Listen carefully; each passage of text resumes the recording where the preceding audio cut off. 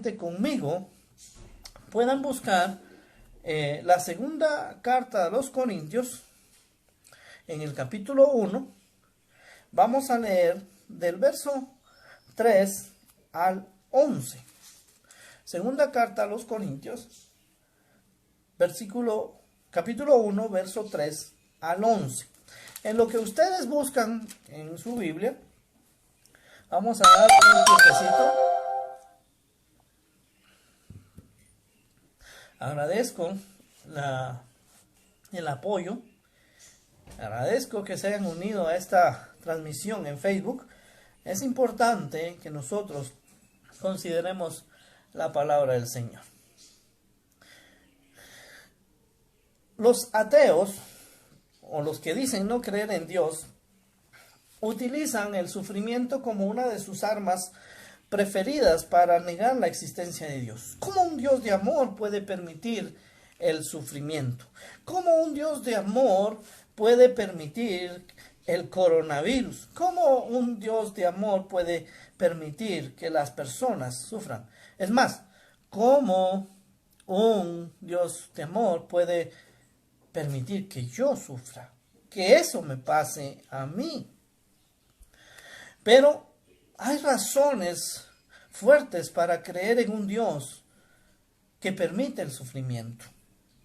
Y vamos a intentar hablar vamos a reflexionar acerca de cómo nuestro Dios permite el sufrimiento en la vida de las personas. Segunda de Corintios, capítulo 1, verso 3, dice: bendito sea el Dios y Padre de nuestro Señor Jesucristo, Padre de misericordias y Dios de toda consolación, el cual nos consuela en todas nuestras tribulaciones, para que también nosotros podamos consolar a los que están en cualquier tribulación, por medio de la consolación con que nosotros somos consolados por Dios. Porque de la manera que abundan en nosotros las aflicciones de Cristo, así abunda también por el mismo Cristo nuestra consolación. Pero si somos atribulados, es para vuestra consolación y salvación. O si somos consolados, es para vuestra consolación y salvación, la cual se opera en el sufrir las mismas aflicciones que nosotros también padecemos. Y nuestra esperanza respecto de vosotros es firme, pues sabemos que así como sois compañeros en las aflicciones, también lo sois en la consolación. Porque, hermanos, no queremos que ignoréis acerca de nuestra tribulación que nos sobrevino en Asia, pues fuimos abrumados sobremanera más allá de nuestras fuerzas, de tal modo que aún perdimos la esperanza de conservar la vida. Pero tuvimos en nosotros mismos sentencia de muerte, para que no confiásemos en nosotros mismos, sino en Dios, que resucita a los muertos, el cual nos libró y nos libra, y en quien esperamos que aún nos librará de tan grande muerte, cooperando también vosotros a favor nuestro con la oración, para que por muchas personas sean dadas gracias a favor nuestro por el don concedido a nosotros por medio de muchos. Consolados para consolar, se podría titular este pasaje.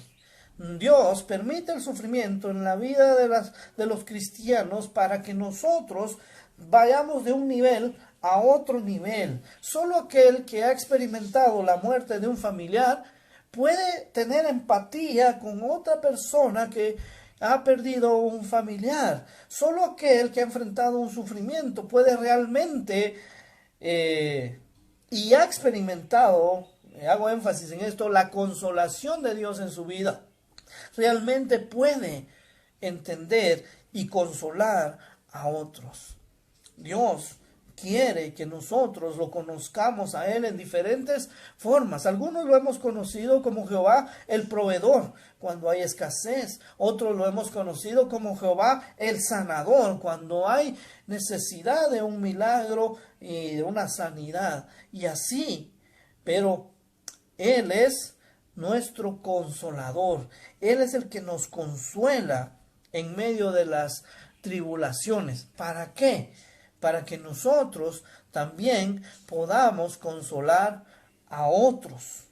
Así que Dios permite las aflicciones porque Él tiene un propósito.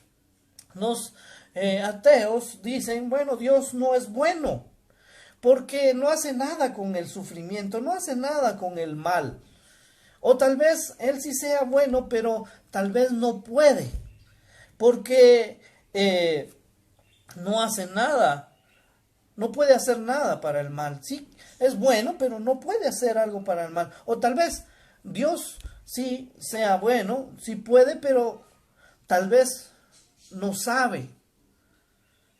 Entonces, si Dios no es bueno, o no quiere, no puede y no sabe, en consecuencia, Dios no existe.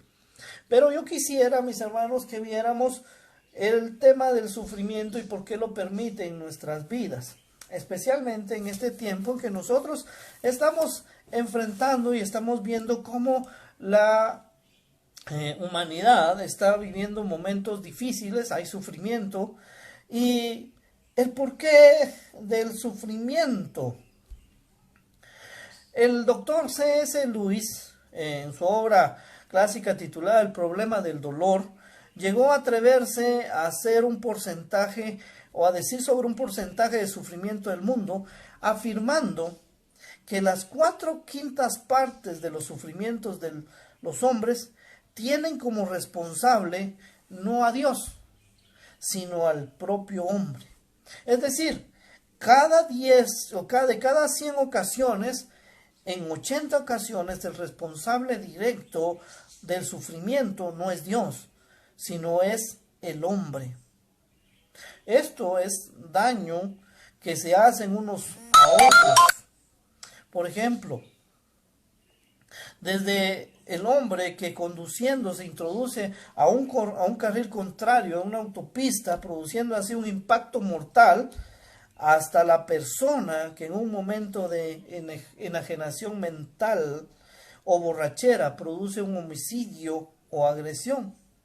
Por no hablar de las guerras, las ambiciones, los abusos de poder y la mezquinidad de los hombres que dan lugar a la pobreza.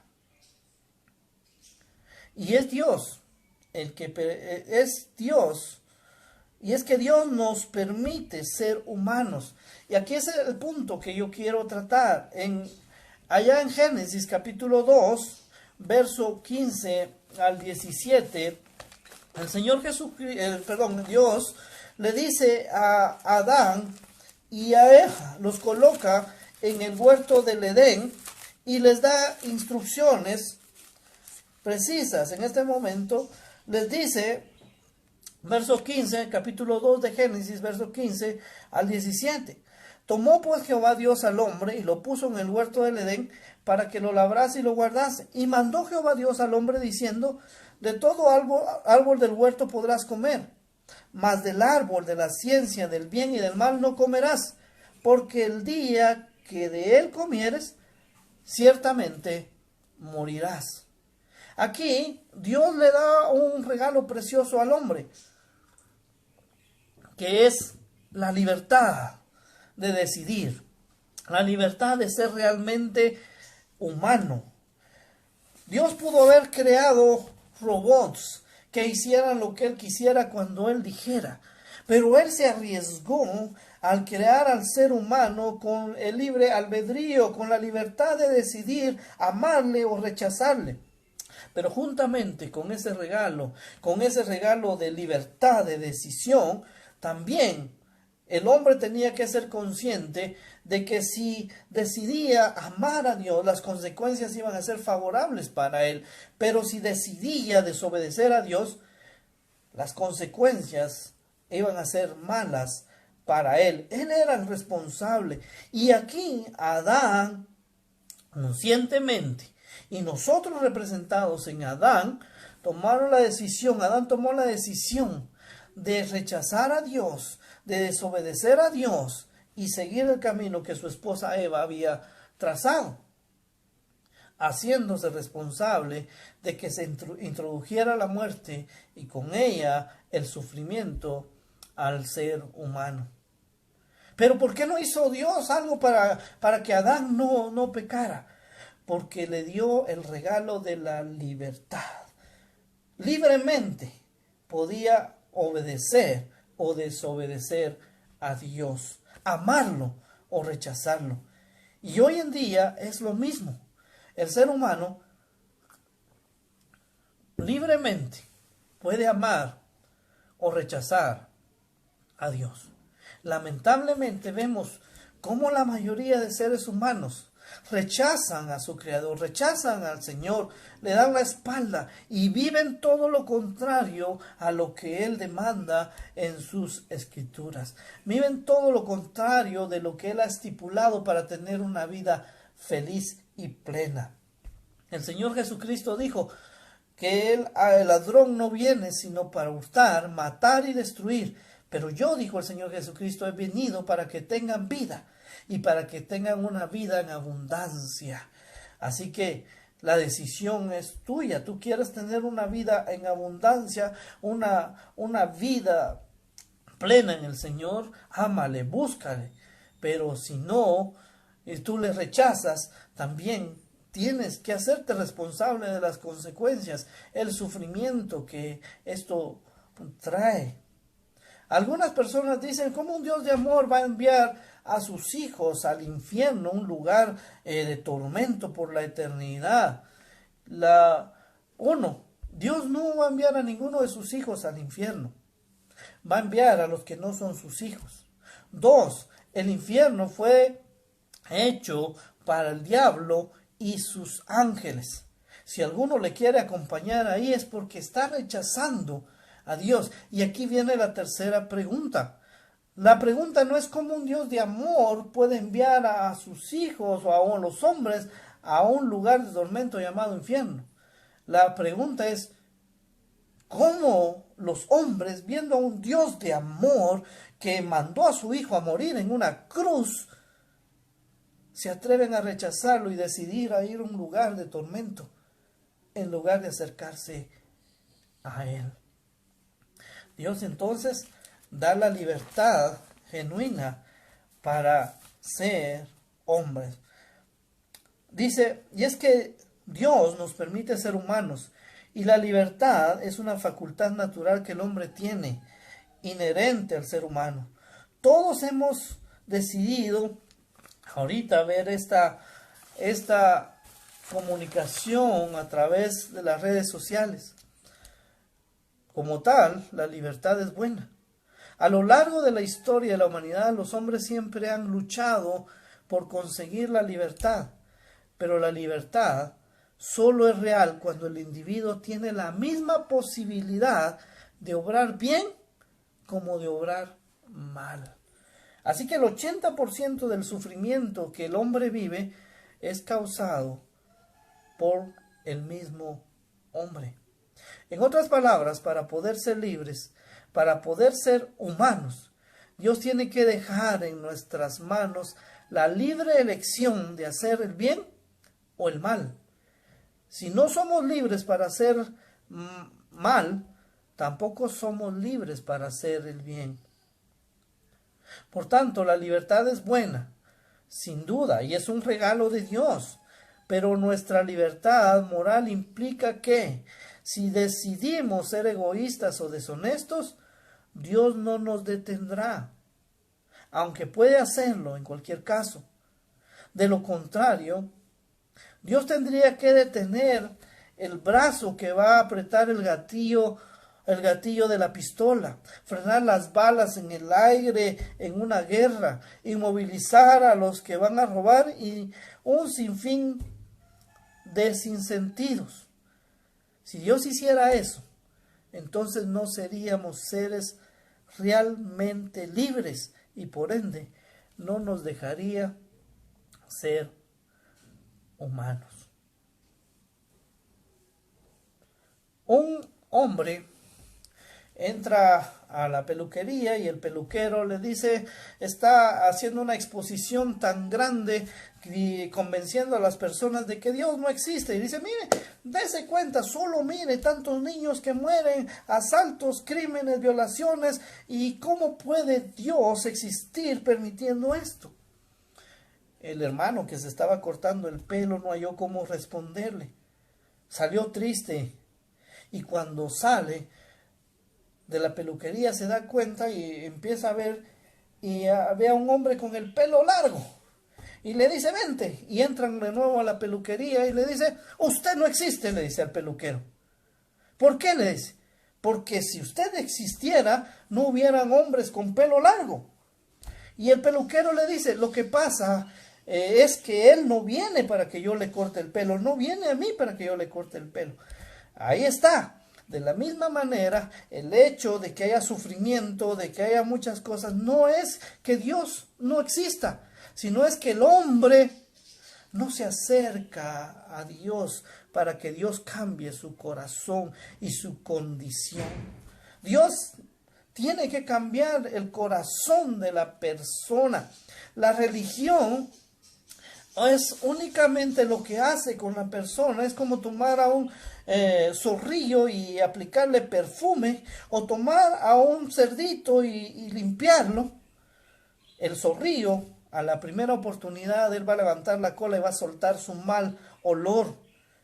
El cerdito, a la primera oportunidad, va a buscar el lodo y se va a revolcar. ¿Por qué?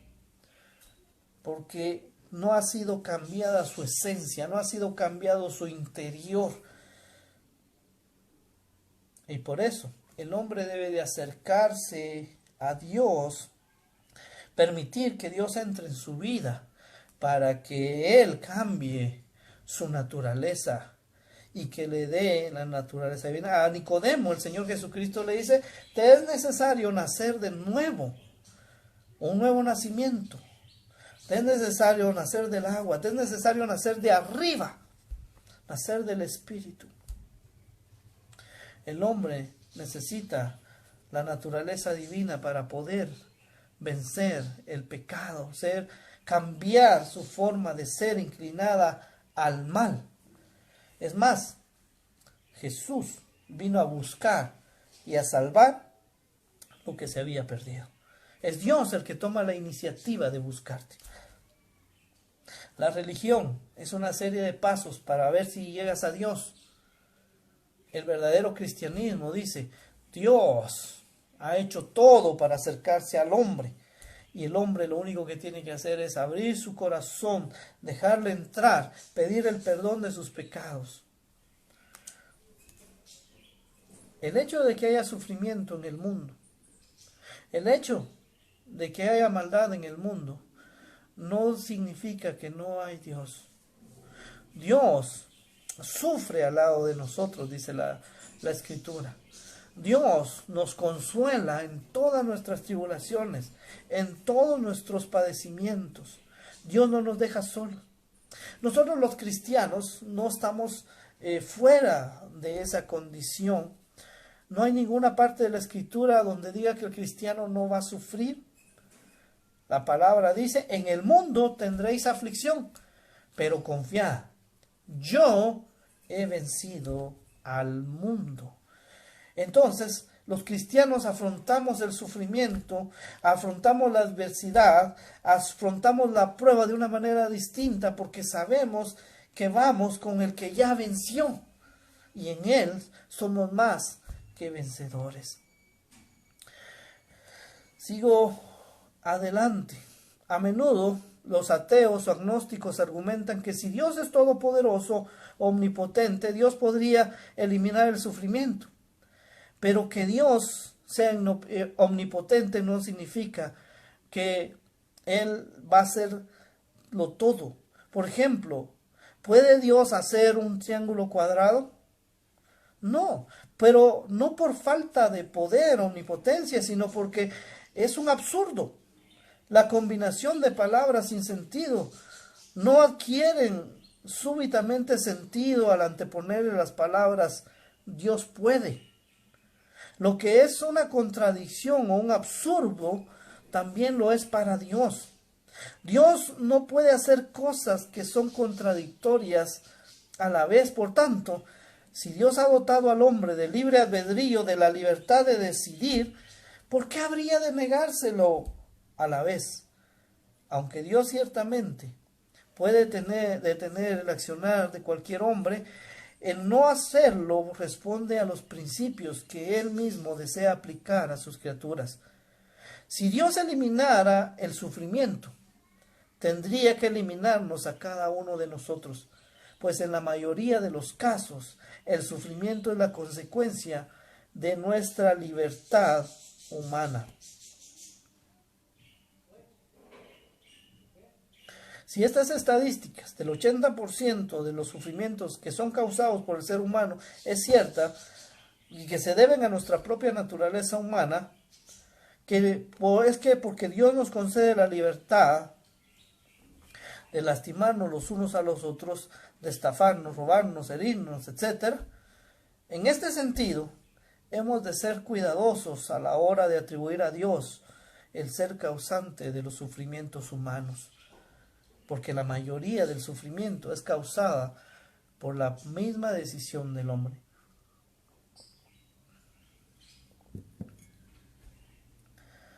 Esto no sería más que el intento de justificar un mal uso de nuestra responsabilidad moral, para luego encogernos de hombros, mirar hacia otro lado y culpar a Dios.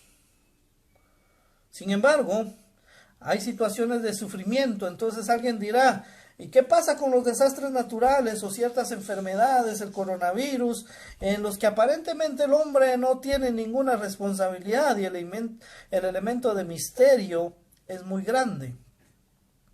¿Qué pasa con eso? No sabemos. Ese misterio que está ahí. ¿Por qué pasan las cosas? ¿Por qué suceden los eventos naturales? Pero el misterio nunca debe ser un argumento en contra de Dios, sino a su favor, a menos que alguien demuestre lo contrario.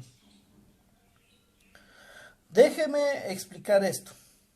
Si Dios existe y en realidad permite algún tipo de sufrimiento que creemos también podría evitarse, ¿por qué este debe ser un motivo para cuestionar la existencia de Dios? En todo caso, sería un motivo para cuestionar el obrar de Dios en este mundo, pero nunca para negar su existencia.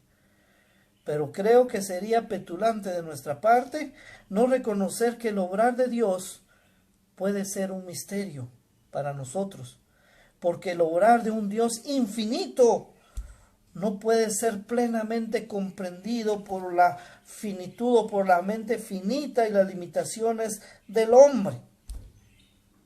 Si comprendiéramos todo del obrar de Dios, entonces Dios no sería Dios. Pues, ¿qué Dios infinito sería ese que cabe en una mente tan pequeña como la mía? Los elementos de misterio sería más bien un argumento a favor de Dios que en su contra. En este sentido, la fe cristiana reconoce que Dios tiene el derecho de guardarse para sí estos misterios. Mire lo que dice Deuteronomio 29:29. Hay cosas que Dios mantiene en secreto y que solo Él conoce, pero a nosotros nos es dado todos estos mandamientos para que nosotros y nuestros descendientes los obedezcamos para siempre. Hay cosas que no le han sido reveladas al hombre. Hay cosas que el hombre no puede entender por su mente tan finita. Y caemos a lo que los abuelitos decían con toda sabiduría. Dios sabe lo que hace. Dios sabe por qué lo permite, aunque nosotros no lo podamos comprender. Nosotros solo miramos una pieza del rompecabezas, mientras que Dios mira el plan general, el rompecabezas completo. Él sabe por qué permite sufrimiento. Él sabe. Y eso no le quita que Él sea bueno. Había un hombre que él siempre decía, Dios es bueno. Y en todas circunstancias él decía, Dios es bueno. Y aseguraba, Dios es bueno. Él servía a un rey y el rey salió a cazar y en uno de esos safaris un león lo atacó y le arrancó un dedo. Entonces el rey regresó enojado y cuando le contó a este hombre dijo, Dios es bueno, y permitió que le quitaran el dedo. Y él dijo, ¿cómo Dios puede ser bueno y permite que me quiten el dedo? Dios es bueno.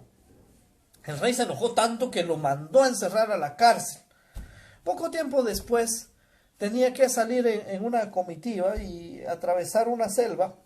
Y en medio de esa selva le salieron a algunos nativos y atraparon a todos. Y estos nativos tenían por costumbre sacrificar a las personas, a sus dioses. Y empezaron a sacrificar a todos hasta que llegaron al rey. Cuando llegaron al rey, uno de los nativos se dio cuenta de que le faltaba un dedo. Y dijo, este no sirve para sacrificarlo a nuestros dioses. A nuestros dioses le vamos a sacrificar lo perfecto. Y lo dejaron ir. El rey, como pudo, llegó hacia su lugar. Y cuando llegó, le dice, manden a traer al que yo encerré, aquel que dice que Dios es bueno. Y lo mandaron a traer y le dicen, mirá, dice, Dios sí es bueno porque no permitió que me sacrificaran porque me faltaba un dedo. Pero no comprendo algo, les. ¿Por qué si Dios es tan bueno, por qué permitió que todo este tiempo te tuviera encerrado? Y él le dice, porque si hubiera estado libre hubiera ido con usted. Y a mí no me falta ningún dedo. Me hubieran sacrificado. En resumen, Dios es bueno. Él sabe por qué hace las cosas, por qué permite las cosas, porque su mente es mucho mayor que la nuestra, porque su mente es mucho mayor que nuestra mente pequeñita. Dios sabe lo que hace. Y no podemos negar que el sufrimiento cumple propósitos en nosotros. Por un lado, mis hermanos, el sufrimiento nos ayuda a entender y a recordar nuestro estado mortal humano, tan necesitado de la gracia de Dios. ¿Cómo un virus tan pequeño puede tener atemorizado al mundo entero? Nadie se quiere morir. Y esto nos recuerda que somos tan frágiles y que nuestra vida está en las manos de Dios. Y Él decide hasta cuándo vivimos y Él decide cuándo morimos. El ser humano es frágil. Nos recuerda el sufrimiento, nuestra fragilidad y debilidad humana, y que la muerte nos espera con los brazos extendidos. Nos demuestra que a pesar de nuestra rebeldía y orgullo, al negarnos a la necesidad de Dios, no somos tan grandes ni tan fuertes como pensamos. Y también nos anima a dirigir nuestros pensamientos hacia Dios, a buscar en Él el consuelo y la esperanza. En medio de la tribulación, en medio del sufrimiento, en medio de la angustia, en medio de las adversidades y de la crisis, podemos ver hacia el frente, hacia los lados, y tal como el salmista decía, alzaré mis ojos a los montes. ¿De dónde vendrá mi socorro? Mi socorro viene de Jehová, que hizo los cielos y la tierra. El único lugar, la única dirección de donde viene el socorro del cristiano es de arriba, de Dios. Y el sufrimiento hace que nos humillemos y le busquemos. Y cuando ya el hombre no tiene alternativa, no tiene solución, Cuando el hombre está desahuciado por una enfermedad, no hay medicina, no hay cura. Solamente le queda un milagro. Le queda ver a Dios y clamar por un milagro. Y como aquel leproso que se hincó de rodillas, le dijo a Jesús, si quieres, puedes limpiarme. Él no dudaba del poder de Dios. Este leproso sabía que era la única oportunidad que le quedaba, el único recurso en medio de ese sufrimiento, porque esa enfermedad en ese momento era mortal. Jesús le dijo, quiero, sé limpio. Y lo tocó. Y al instante quedó limpio. En medio del sufrimiento, este nos lleva a acudir a Dios. Pero, ¿dónde está Dios cuando el ser humano sufre? ¿Dónde está Dios cuando el ser humano está enfrentando sufrimiento? La Biblia nos dice que tenemos un Dios que comparte el dolor con la humanidad herida. Un Dios que de verdad puede compadecerse de nosotros, nos entiende y por experiencia nos ayuda.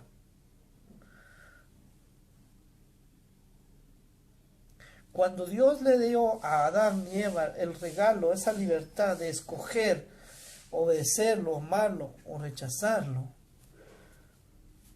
Dios sabía que de rechazarlo, Él tenía que enviar a su Hijo para rescatar al hombre. Y su Hijo, ese Dios todopoderoso, tomó cuerpo humano y vino a vivir entre los hombres. Lloró, sudó, tuvo sed, tuvo hambre, experimentó todo lo del ser humano, pero sin pecado. Y por eso es capaz de compadecerse de nosotros. En la tumba de Lázaro, dice, Jesús lloró. Lloró porque tuvo empatía con el ser humano, tuvo compasión, amó de tal manera al ser humano que él lloró al ver las consecuencias que la muerte o la tristeza que la muerte causaba en el ser humano. Y sabía que él, mediante su resurrección, le iba a poner fin al imperio de la muerte. A diferencia del resto de las religiones, nosotros los cristianos aceptamos a un Dios que no solo permite el sufrimiento, sino que sufre. Y uno es que su sufrimiento sea la falta de omnipotencia, sino todo lo contrario. Pues Él voluntariamente ha elegido sufrir por la humanidad.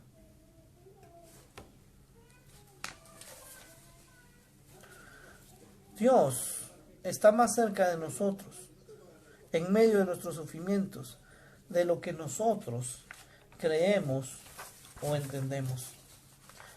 Él vino a sufrir y dio su vida en una cruz. Entregó su vida para que nosotros no tuviéramos que ir a un lugar de tormento eterno. Él entregó su vida. Él sufrió cada golpe, cada escupida, cada blasfemia, por amor a ti y por amor a mí. ¿Para qué? Para que nosotros no tengamos que ir a un lugar de sufrimiento. Aparte, Él dijo, es necesario y les conviene que yo me vaya, pero no los dejo solos, les enviaré a otro consolador. Otro, esa palabra es la palabra aios, otro de la misma naturaleza, otro igual, y envió a su Espíritu Santo, que es el Paracletos, el que está al lado de nosotros y nos consuela, nos dirige, nos apoya, nos da sabiduría. Así que en medio del sufrimiento no estamos solos. Tenemos al Espíritu Santo que nos ayuda en esta vida. ¿Pero para qué? Para que nosotros lleguemos a un lugar que Él ha preparado Y con esto termino. Vaya conmigo a Apocalipsis, capítulo 21 y verso 4, que dice: enjugará Dios toda lágrima de los ojos de ellos, y ya no habrá muerte, ni habrá más llanto, ni clamor, ni dolor, porque las primeras pasaron. Él decidió morir en una cruz por darnos salvación, para que no vayamos a un lugar de tormento, sino que vamos a un lugar de reposo, donde Él mismo quitará toda lágrima de nuestros ojos. Él mismo nos consolará y quitará todo el sufrimiento. Ya no va a haber llanto, más tristeza, no va a haber más dolor en ese lugar. Pero la decisión es tuya. El Señor sí sabe qué hacer con el sufrimiento, pero Él tiene un plan que el ser humano debe de entender. Él está llevando a cabo su plan. Y Él no quiere que nadie perezca, sino que todos procedan al arrepentimiento. En esta mañana quiero invitarte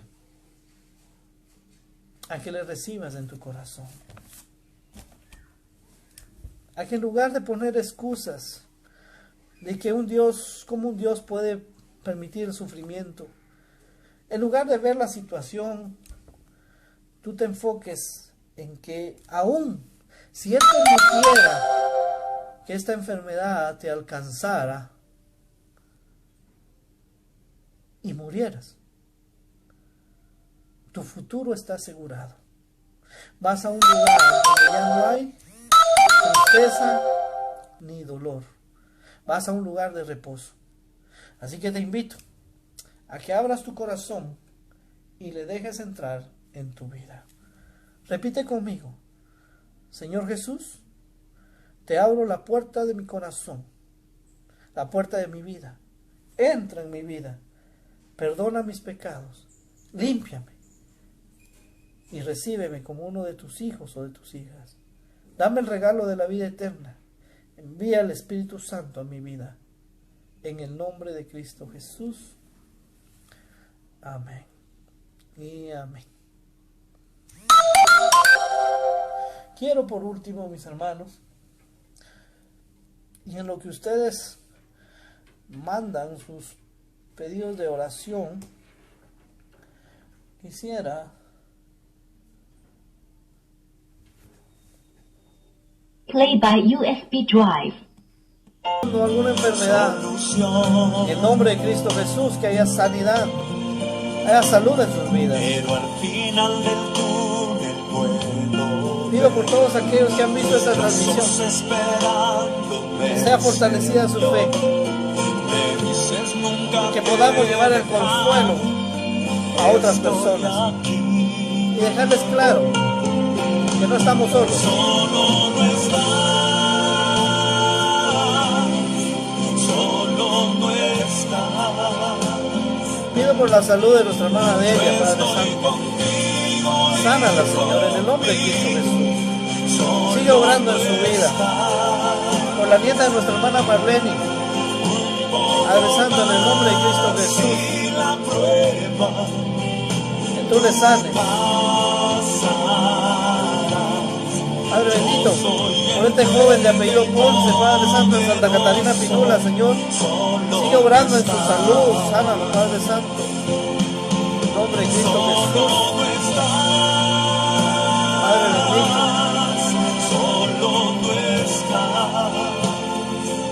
ayuda a nuestro presidente, dale sabiduría a su gabinete, a su ministro, por aquellos que están ahí en cama contagiados de este virus, que puedan sentir la presencia de tu Espíritu Santo acompañándonos.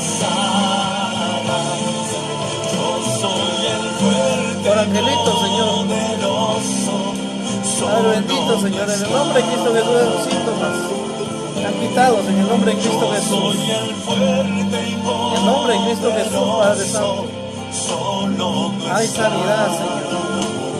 Hay sanidad en ti, Padre. Yo soy el fuerte y poderoso. Hay sanidad en ti, Señor. Gracias te damos, Señor. Te alabamos y te bendecimos. Señor, bendigo a Iglesia Mispa, Señor, a sus líderes. En el nombre de Cristo Jesús, gracias te damos, Señor. Alabado y glorificado sea tu santo nombre, Señor. Gracias por la preferencia. Gracias